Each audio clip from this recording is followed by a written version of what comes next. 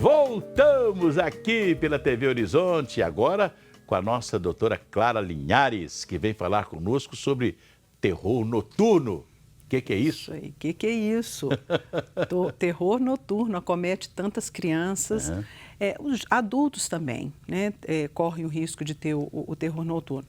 Mas a criança, o que é o terror noturno? É a criança, nas 2 primeiras horas de sono dela, ela acordar gritando, tensa, com os olhos bem arregalados, palpitação, sudorese. E como é que isso ocorre? São situações durante o dia que a criança não consegue resolver e que gera nela uma ansiedade. E isso acontece quando os pais ou exigem muito da criança ou ela tem uma série de atividades. Hoje nós temos crianças que elas vão para a escola de manhã, ficam às vezes 2 períodos na escola, aí voltam, tem futebol, tem que fazer para casa, tem que estudar inglês, tem que fazer uma série de coisas. Agenda lotada. Lotada, fazer judô ou a menina balé. E aí eles não conseguem se administrar para isso tudo e levam isso para o sono. A hora que as 2 primeiras horas é que normalmente acontece o terror noturno. Nós tivemos um caso de sonambulismo aí, há poucos dias aí, de uma criança que caiu do saiu do lado do 9º andar, etc. Seria também, isso faz parte desse terror noturno? O sonambulismo, ele é um piorar do terror noturno, né? Pode virar um sonambulismo. E tanto o terror noturno quanto o sonambulismo tem que ter um cuidado muito grande com a criança, por exemplo, ter sempre uma tela no quarto, na janela, não colocar nada em volta da cama que ela possa machucar, porque a hora que ela acorda sob efeito desse terror noturno. Então, ela pode ter reações de se machucar, de machucar outras pessoas, de agredir outras pessoas.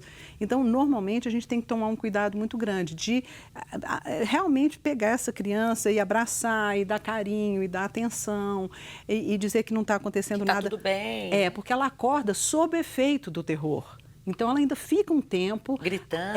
Até ela começar a cair, diminuir um pouquinho a adrenalina que cai no organismo dela, né, com o sonho que ela teve, e ela começar a ficar mais tranquila. Então, os pais têm que abraçar, trazer um copo d'água, fazer ela disfarçar um pouquinho, despistar daquela situação que ela está vivendo, para ela voltar a ter uma tranquilidade na relação e ali naquele sono, naquela perturbação do sono que ela teve. Porque, na verdade, o terror do noturno é uma perturbação do sono. Acontece muito em crianças muito exigidas pelos pais, com um nível de ansiedade alto e que não consegue, durante o dia, apresentar sucesso naquilo que ela vai fazer. Então, não está com uma nota boa, acha que os pais não dão atenção. E nós temos pais hoje que trabalham o dia todo, né? Nem encontra com a criança, às vezes. E chega em casa para cobrar dela. Você já fez para casa? Você já escovou dente? Você já jantou? Você já tomou banho? Então, um monte de cobrança, que aí a criança começa a ficar naquela... Ou seja, a criança não tem tempo para brincar, para relaxar, para ser criança, né? E às vezes ela chega perto do pai para fazer um carinho, o pai fala assim, tá ótimo, mas aqui, vai lá fazer seu para casa. Tá muito bom, você já jantou? Você até agora não tomou banho, não vi você entrando para o chuveiro. Então, a criança vai ficando com esse nível de ansiedade alto. Não estou dizendo que os pais são os únicos culpados, né? Mas eles têm uma participação... A vida moderna de hoje, né? Eles têm uma participação muito forte. Fora isso, vamos tirar os pais da história, tem uma outra questão que é a criança ficar muito tempo num tablet, no telefone, no celular, fazendo aqueles joguinhos mais agitados, mais tensos, que um personagem no joguinho matou o outro, atirou no outro, enfim, né? E tem sempre os bonzinhos nesses joguinhos que acabam sendo prejudicados. A criança vivencia, conversa com aquele celular e com aquele tablet, com aquele jogo o tempo todo, e na hora que ela vai para o sono, ela também pode ter o terror noturno. Patrícia, tem pergunta aí? Tem perguntas aqui. A Samara, ela é do Carlos Prates, obrigada pela sua audiência. Ela está falando o seguinte, doutora Clara, tem uma filha de 5 anos e realmente é perturbador. Ela acorda todos os meus vizinhos com choro, chora muito durante a noite. Para acabar com isso, eu resolvi colocá-la na minha cama. Não sei se estou fazendo certo, mas estou amenizando. Agora ela só dorme comigo. não está correto. Não, Samara? Não, Samara, infelizmente não está correto. Ela dormir no seu quarto não vai diminuir o terror noturno. O que está levando ela a ter isso? E realmente o choro é alto, às vezes não é só o choro, tem grito, né? A criança acorda gritando, agitada murros, demais, murros. E assim, você faz de tudo, ela por um tempo ela fica daquela forma, mas ele é rápido. A cena, a sensação, o acordar não é muito prolongado, não. A sensação de mal-estar é depois, mas realmente perturba a família, o horário que acontece. Colocá-la no quarto não adianta de jeito nenhum. Colocá-la na cama da mãe. Eu fico me lembrando quando eu era garoto, né? E naquela época os velórios eram feitos nas casas, né? E você estava sempre no velório, né? Menino, curioso, olhando e tal, e à noite ficava com medo do morto, né? E aí você falava assim, no outro quarto gritava, pai, eu tô com medo, venha pra cá. Não tinha coisa mais gostosa de chegar e você ter aquele aconchego do pai e da mãe, né? Um pouco no momento do medo, seguro, né? E aí você falou muito certo. Assim, o que eu recomendo para essa mãe, Samara? Samara. Né? O que eu recomendo, Samara? Você deita na cama com ele. Você deitar na cama dele. E fazer um carinho, e fazer esse aconchego, e ficar de conchinha com ele, até ele passar e dormir, né? Que passar aquele estresse que o terror noturno causa na criança, até passar aquilo ali e ele voltar a adormecer. Então, cobre ele de carinho, abraça, beija, pega na mão, segura aqui na mão da mamãe, ela vai te proteger. E fazer aquilo tudo ali é muito agradável. Né? E tem mais perguntas aqui. Vamos lá. O Jorge, do bairro Nova Floresta, obrigada pela audiência também, ele pergunta para a doutora Clara. Ele fala, olha, com tanta privação do sono, eu acabo ficando muito nervoso com o meu filho. Isso pode acontecer, né? Pode. Às vezes o adulto fica mais nervoso, mais aterrorizado do que a criança. Do que a criança. Então, o que eu recomendo? Porque o adulto também pode ter o terror noturno. Não é tão comum quanto na criança, mas ele pode ter também. O que eu recomendo? Se tiver muito forte, procurar um profissional, um médico, porque às vezes tanto a criança quanto os pais, precisam tomar um ansiolítico, né? Para diminuir um pouquinho, porque o terror vem do nível de ansiedade muito alto. Então, às vezes, tomar um remédiozinho, ou pode ser até uma homeopatia, alguma coisa que realmente diminua um pouquinho a ansiedade, tanto dos pais quanto da criança.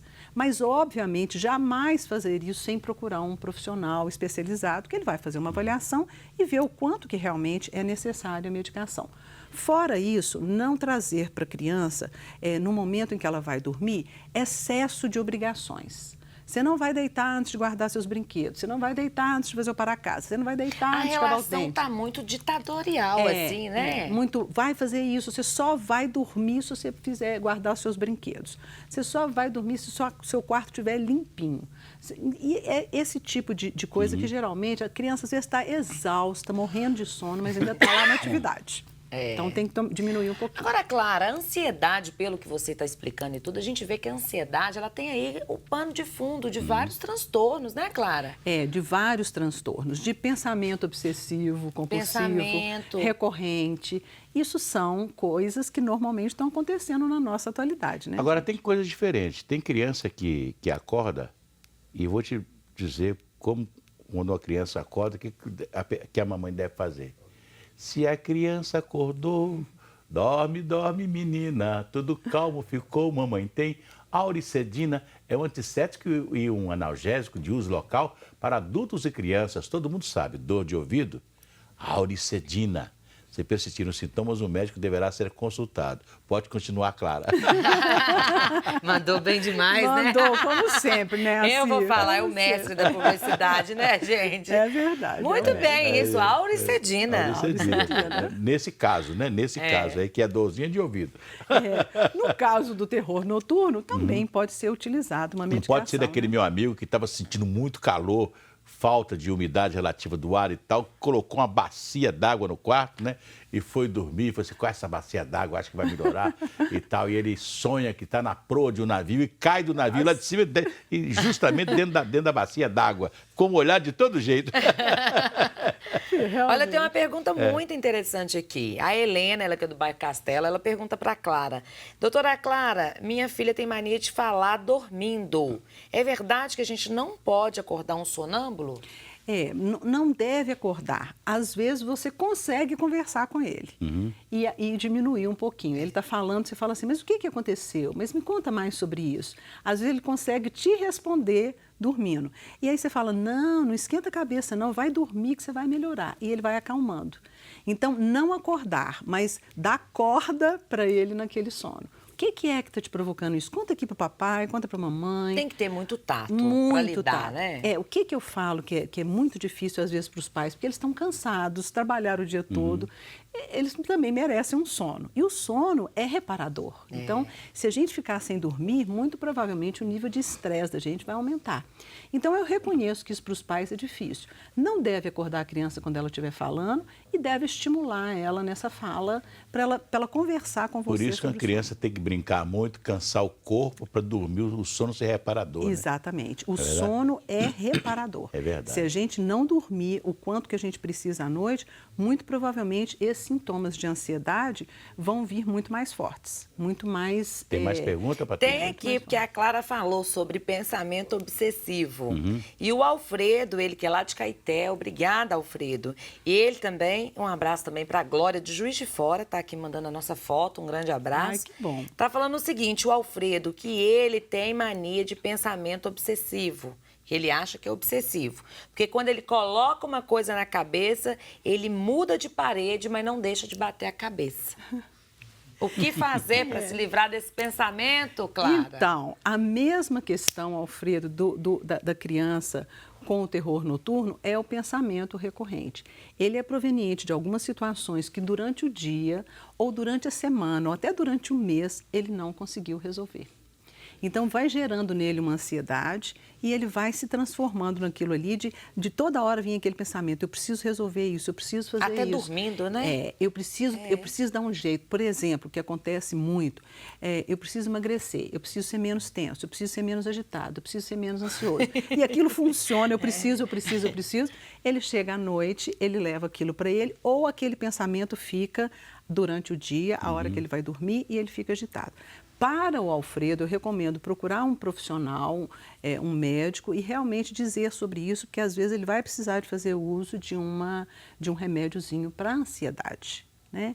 E o que isso daí vai provocar no Alfredo ou em qualquer outra pessoa que tem o mesmo sintoma? Além dessa questão da ansiedade, vem também um nível de estresse muito forte, porque ele não consegue relaxar em relação a isso. Então, ele vai ficando impaciente, agitado, irritadiço. Então, essas questões todas são... ou ele faz que eu sou totalmente favorável a um exercício físico, e ele buscar cansar para ele poder dormir. É um cansaço saudável, gostoso. Ou vai fazer uma natação à noite, ou uma caminhada, um exercício físico, para ele descarregar um pouquinho. Isso é para todo mundo, né, Clara? Todo mundo. Para as mães, para os papais que deviam, né, fazer esse mesmo tipo de atividade para também, né? Quem sabe levando o filho, né? Exatamente. Que ou jogar um futebol, né? Ou jogar uma sinuca, o que ele gosta de fazer. Ping-pong. Ping-pong, nadar, enfim, qualquer coisa que ele goste de fazer. Andar de bicicleta, hoje em dia está muito comum, né?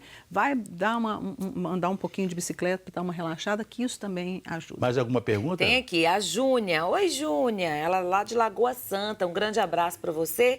Ela está falando o seguinte, que tá uma delícia escutar sua entrevista. Ai, que bom. E ela falou, do jeito que vocês falam, dá até vontade de exercitar mais com o filho. Ela tem um filho, mas ela acha que está dando pouca atenção, porque ela fala que a rotina é muito cruel. É verdade. Tem alguma dica isso? O que eu falo para as pessoas? Programe o seu dia, inclusive para você ficar 1 hora do seu dia com a família. E aí inclui ficar com o filho. Mas nessa hora não tem celular, Júnia, né? Larga o celular, Não tem celular, viu, Júnia? Não tem telefone, não tem nada. Você vai sentar com o filho e aquela hora ele não vai fazer para casa, ele não vai tomar banho, ele não vai jantar, ele não vai escovar os dentes, ele vai ficar com você. É aquele momento que o filho chega, quer contar uma historinha, quer falar alguma coisa e o pai não dá. Peraí, depois você fala, e o menino tá doido para falar, doido para conversar. É verdade. E você interrompe. Eu sei que quando eu era menino eu queria falar, meu pai, peraí.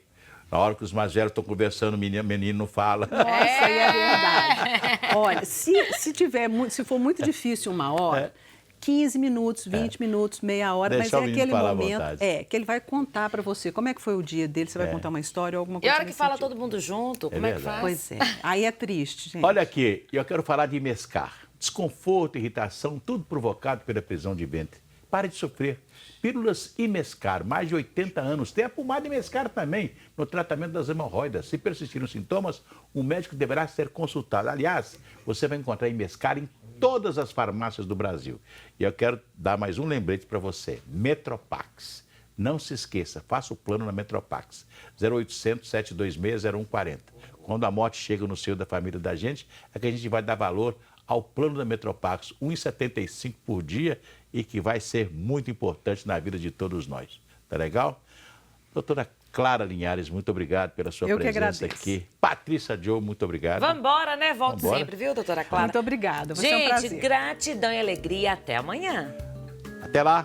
Amanhã com a nossa querida tia Dulce Maria. Amanhã.